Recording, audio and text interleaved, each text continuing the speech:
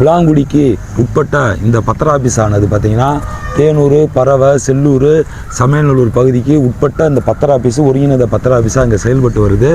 அதாவது கடந்த திமுக ஆட்சியில் வந்து இந்த பத்திர ஆஃபீஸ் வந்து கட்டினாங்க. பட்ட துறைக்கு வந்து நாங்கள் ஒரு கோரிக்கை மனு வச்சோம். மழை காலங்கள்லாம் பார்த்திங்கன்னா இந்த வந்து இவ்வளோ தண்ணி வரும். கடந்த ஆண்டே வந்து தண்ணி இப்படி நிறையா வந்தப்போ வந்து பார்த்திங்கன்னா நாங்கள் இந்த பகுதி மக்கள், பாண்டியன் நகர் மக்கள், திருமால் நகர் பகுதி மக்களை பூராத்தையும் கூட்டிகிட்டு போய் போட்டில் தான் கொண்டு போய் அங்கே வந்து வெளியேற்றணும். அப்படி ஒரு சூழலாம் இருந்துச்சு. அதையும் மீறி வந்து இந்த பத்திர ஆஃபீஸை கட்டியிருக்காங்க.